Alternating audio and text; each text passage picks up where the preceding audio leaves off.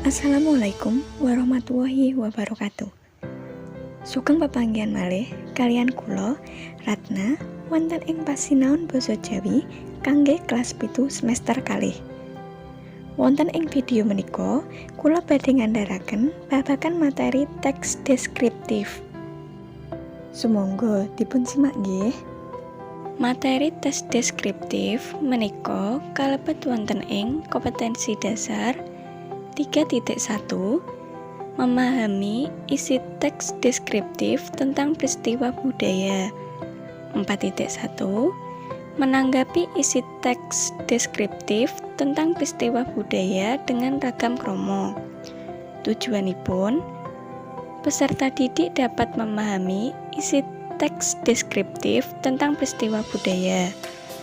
Peserta didik dapat menanggapi isi teks deskriptif tentang peristiwa budaya dengan ragam krama. Nggih, menika wonten tegese teks deskripsi.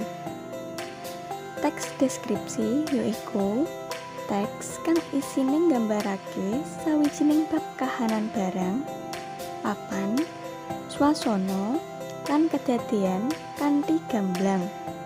Saengga sing maca lan sing krungu kaya-kaya nyawang ngrasakake, ngicipi lan nggondo langsung marang bab sing diandharake pamicara utawa penulis. Lajeng menika wonten tuladha teks deskripsi. Ingkang nomor 1, kedadian alam. Tuladhanipun banjir, tanah longsor, gunung jeblok, lindhu, lan sapanunggalane. Nomor 2, kedadian budaya. Tuladhane sekaten, grebeg besar, mauludan, sadranan, lan sapanunggalane. Nomor 3, kedadian saben dina. Tuladhane swasana pasar, sekolahan, terminal, lan sapanunggalane. Menika ciri-ciri utawa titikane teks deskripsi. Ingkang nomor 1, teks deskripsi menika ngandharake samubareng kanthi cetha. Nomor 2, nalika maca teks deskripsi sing padha maca kaya-kaya ngrasakake langsung. Nomor 3, teks deskripsi ngandharake ciri-cirine fisik, objek kanthi rinci. Nomor 4, njlentrehake objek kayata panggonan utawa kahanan tertamtu. Lajeng menika wonten struktur teks deskripsi. Ingkang nomor 1, judul utawa irah-irahan, yaiku nggambarake isine teks. Nomor 2, ukara utawa kalimat topik, yaiku ukara kang ngandharake babagan kang bakal dideskripsikake. Nomor 3, deskripsi, yaiku bagian kang njlentrehake barang utawa kahanan kang lagi dideskripsikake. Nomor 5, dudutan utawa simpulan, yaiku bagian panutup kang biasane ngandharake panemu utawa pendapat penulis. Nggih, menika wonten tuladha teks deskripsi. Dipun simak nggih. Candhi Borobudur. Candhi Borobudur mujudake candhi Buddha sing mapan ing Borobudur, Magelang, Jawa Tengah, Indonesia. Papane candhi dumunung watara 100 km ing kidul kulone Semarang, 86 km ing sisih kulone Surakarta, lan 40 km ing lor kulone Yogyakarta. Candhi kang awujud stupa iki ditekake dening para pangrasuk agama Buddha Mahayana kira-kira taun 800-an Mei ing jaman pemerintahan Wangsa Sailendra. Borobudur kuwi candhi utawa kuil Buddha kang gedhe dhewe sadonya lan minangka salah sawijining monumen Buddha kang paling gedhe sadonya. Candhi Borobudur dumadi saka 6 tataran kang awujud pesagi sing ing dhuwure ana 3 pelataran mubeng. Ing temboke tinenggo 2672 panel relief lan sebenere ana reca Buddha cacahe 504 iji. Borobudur duweni relief Buddha paling komplit lan paling akeh sadonya. Stupa Baku mapan ing tengah miras pantes minangka mustakane wewangunan iki. Dikupengi dening 3 barisan stupa kang ana bolongane. Cacahe stupa sing ngubengi yaiku 72. Stupa Baku ing jero ana reca Buddha lagi lenggah sila ing sadhuwuring trate.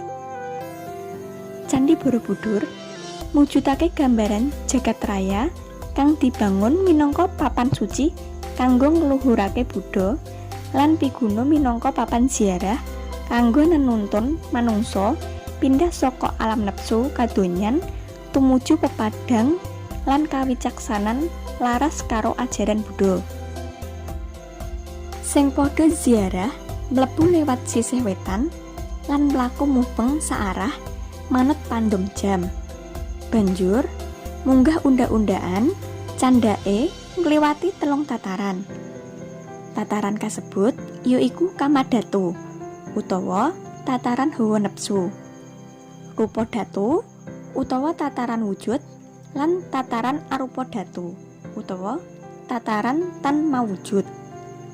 Sajroning lumaku sing padha ziarah ngliwati rangkening terowongan lan unda-undaan kanthi njinglengi watara 1400 panel relief kang endah ing tembok ing candhi.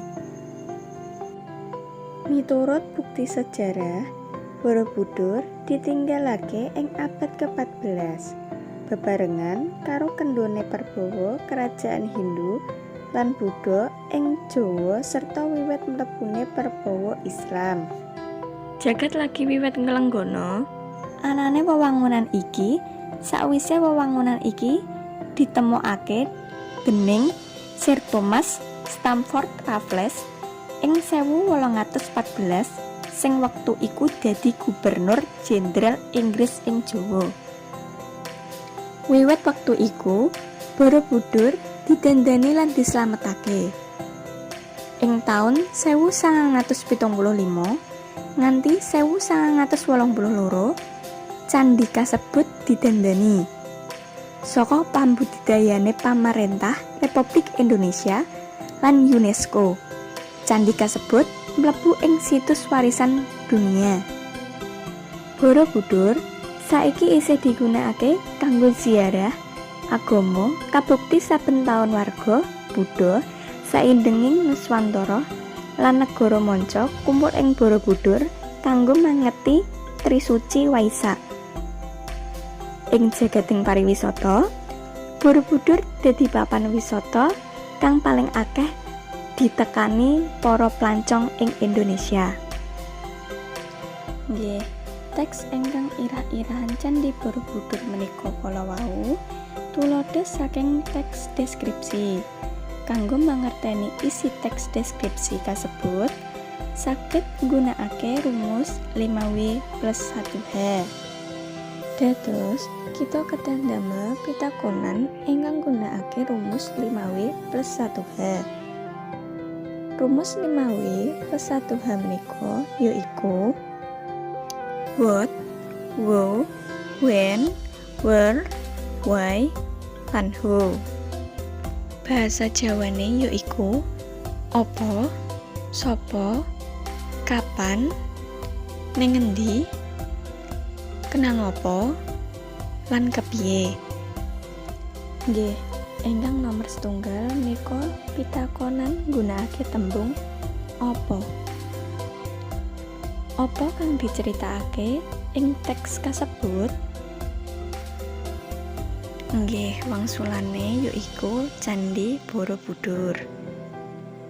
Nomor kalih pitakonan nggunakake tembung sapa. Sapa sing nemokake Candhi Borobudur? Wangsulane yaiku Sir Thomas Stamford Raffles. Lajeng Pitakonan nomor 3. Gunakake tembung kapan. Kapan Candhi Borobudur ditekake? Wangsulane yaiku kira-kira taun 800-an Masehi. Pitakonan nomor 5 gunakake tembung ing ngendi. Ing ngendi papan dununge Candhi Borobudur?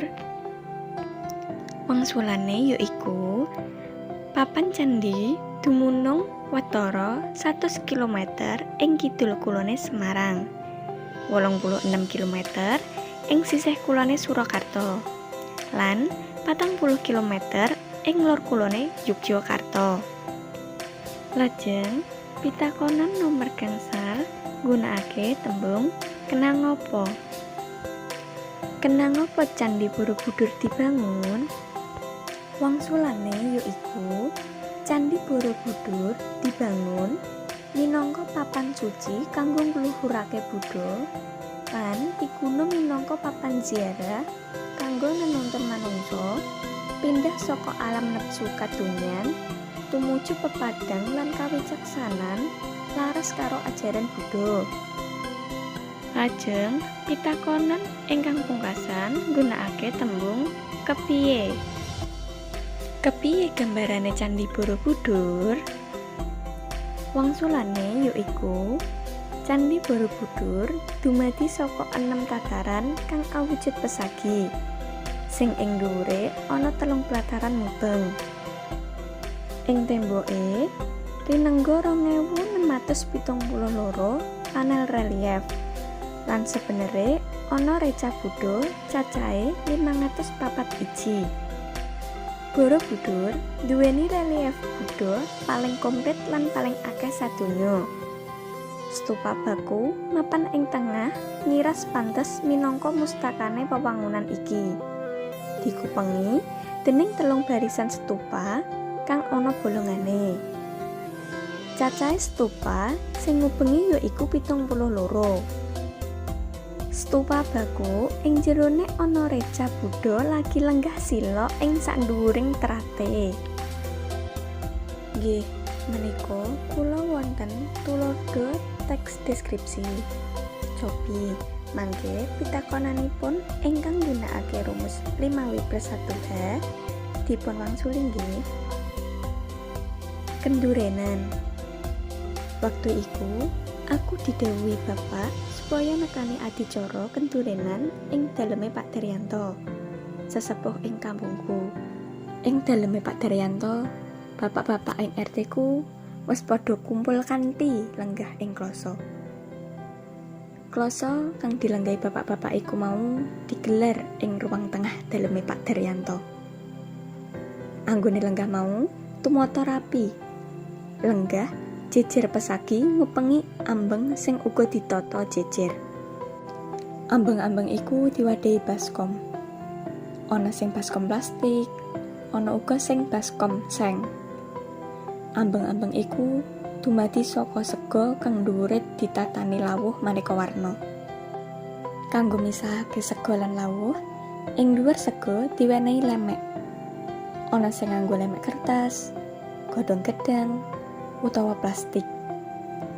Lawuh-lawuh sing tumumpang ing dhuwur sega mau ditata kanthi rapi.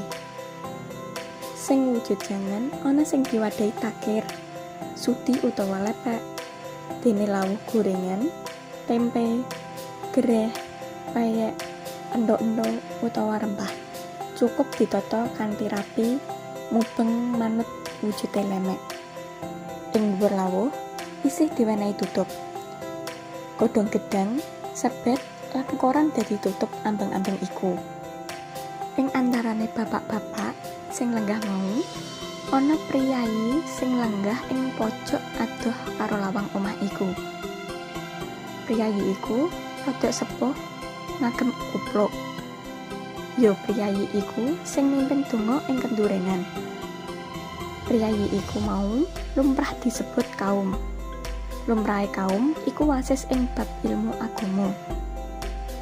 Kaum mau miwiti donga sawise rombongan kendurenan dianggep wis kumpul kabeh. Sadurunge donga, kaum ngandharake tujuan dianakake kendurenan. Maksude ora liya nyuwun keslametan, karukunan tumrap warga lan kulawarga sing padha ngumpul. Donga rampung, tutup ambeng dibuka. Kanthi mardika, warga kang kumpul padha ngedhapi ambeng sing ana ngarepe. Bisa milih ambenge tanggane. Rampung ngedhapi ambenge, sing cedhak karo lenggahe banjur padha kondur. Nggih, pitakonan nomor setunggal nggunakake tembung apa? Apa kang diceritakake ing teks kasebut? Pitakonan nomor kalih nggunakake tembung sapa? Sapa wae sing ngrawuhi acara kendurenan? Pitakonan nomor 3 nggunakake tembung kapan? Kapan acara kendurenan diwiwiti? Pitakonan nomor sekawan nggunakake tembung ing ngendi? Ing ngendi acara kendurenan dianakake? Pitakonan nomor gangsal nggunakake tembung kenang apa? Kenang apa adicara kendurenan dianakake? Pitakonan ingkang pungkasan yaiku nggunakake tembung kepiye? Kepiye anggone adicara kendurenan dianakake?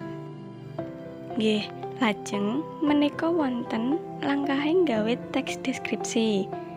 Ingkang nomor setunggal, nemtokake tema. Nomor kalih, nemtokake tujuan.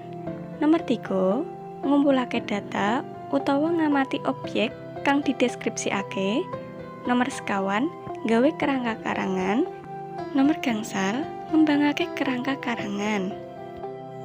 Nggih, menika wau sampun kula andharaken materi ngenani teks deskripsi. Mugi-mugi saged piyantu nggih. Cekap semanten, matur nuwun. Wassalamualaikum warahmatullahi wabarakatuh.